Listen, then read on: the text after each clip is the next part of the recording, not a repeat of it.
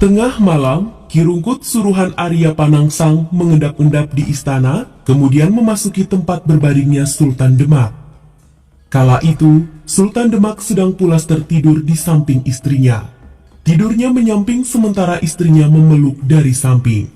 Ki Rungkut kemudian menusukkan kerisnya ke tubuh Sultan Demak. Keris itu menancap ke dada Sultan Demak hingga tembus ke perut istrinya.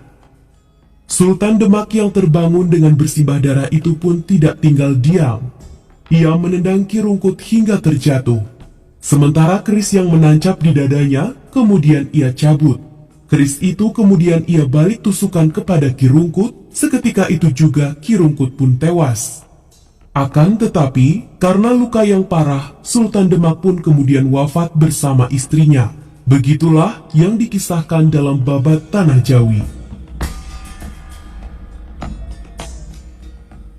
Sultan Demak yang tewas karena dibunuh oleh suruhan Arya Panangsang itu adalah Sunan Perwata, yaitu Sultan Demak keempat yang merupakan kakak dari Ratu Kalinyamat.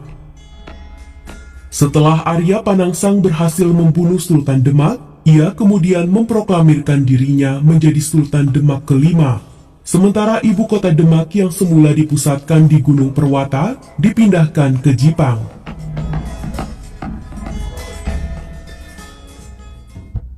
Pada mulanya, Arya Panangsang merupakan adipati atau raja bawahan Demak yang memerintah di Jipang. Ia sebenarnya anak dari calon Sultan Demak ketiga, yaitu Raden Kikin atau Pangeran Sedalapen. Namun ayahnya dibunuh oleh Sultan Trenggono yang juga merupakan saudara dari ayahnya.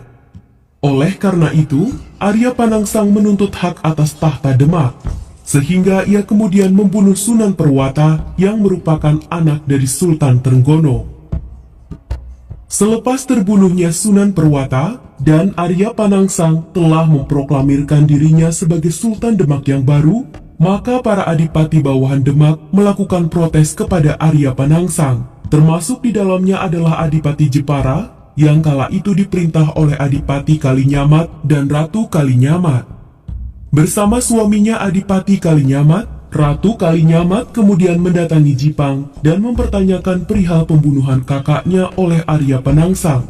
Tetapi sesampainya di Jipang, Adipati Kalinyamat dan Ratu Kalinyamat itu justru disambut dengan keris.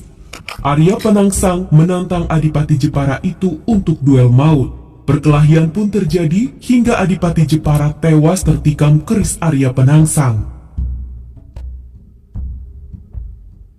Karena perempuan, nasib Ratu Kalinyamat tidak seburuk suaminya. Ia dibebaskan oleh Arya Panangsang untuk kembali pulang ke Jepara. Tapi dalam perjalanan pulangnya itu, Ratu Kalinyamat menyimpan dendam yang sangat besar kepada Arya Panangsang.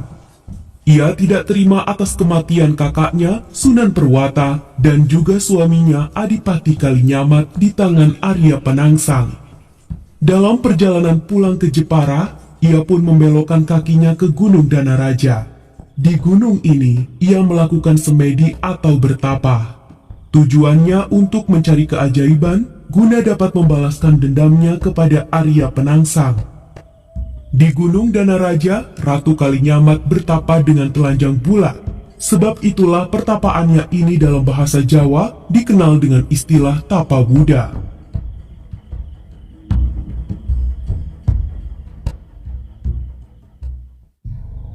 Dalam pertapaannya ini ia pun bersumpah, "Aku tidak akan memakai pinjung atau kain atau pakaian sebelum Arya Panangsang tewas.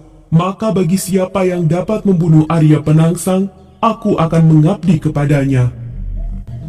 Selain Adipati Jepara, banyak juga sebenarnya para adipati yang tidak menyukai tingkah laku Arya Panangsang dalam memperoleh tahta Demak. Salah satunya adalah Adipati Pajang atau ipar dari Ratu Kalinyamat, yaitu Jaka Tingkir atau Hadiwijaya. Memperoleh kabar bahwa Ratu Kalinyamat sedang bertapa di Gunung Danureja, maka Jaka Tingkir kemudian mendatangi Ratu Kalinyamat. Di sana ia diperintahkan oleh Ratu Kalinyamat untuk membunuh Arya Panangsang dengan iming-iming ia akan diakui sebagai penguasa yang mewarisi wilayah kerajaan Demak. Gayung rupanya bersambut. Jaka Tingkir kemudian memproklamirkan pembangkangan kepada Demak. Ia pun mengumumkan sayembara yang berisi, barang siapa yang dapat membunuh Arya Panangsang, maka ia akan dianugerahi tanah Pati dan juga Mataram. Meskipun sayembara ini membuat murka Arya Panangsang, tetapi tetap saja sayembara ini diminati banyak orang. Di antara yang berminat dalam sayembara ini adalah Ki Pamanahan, Ki Panjawi, dan Raden Bagus atau Danang Sutawijaya. Perang Pajang versus Demak pun kemudian meletus. Peperangan besar terjadi di Sungai Bengawan sore. Dengan taktik yang licik, Ki Pamanahan, Ki Panjawi, dan Raden Bagus atau Danang Sutawijaya berhasil memancing Arya Panangsang untuk duel 1 lawan 1. Akan tetapi ketika Arya Panangsang memasuki arena duel, ternyata ia dikeroyok. Ia pun terbunuh karena tertusuk tombak. Sementara kepalanya dipenggal untuk kemudian diserahkan kepada Jaka Tingkir. Jaka Tingkir pun kemudian dikisahkan menyerahkan kepala itu kepada Ratu Kalinyamat. Selepas terbunuhnya Arya Panangsang, Ratu Kalinyamat yang dahulu merupakan salah satu pewaris Kesultanan Demak dari jalur Sultan Trenggono dan kakaknya Sunan Perwata, menyerahkan Demak di bawah Pajang.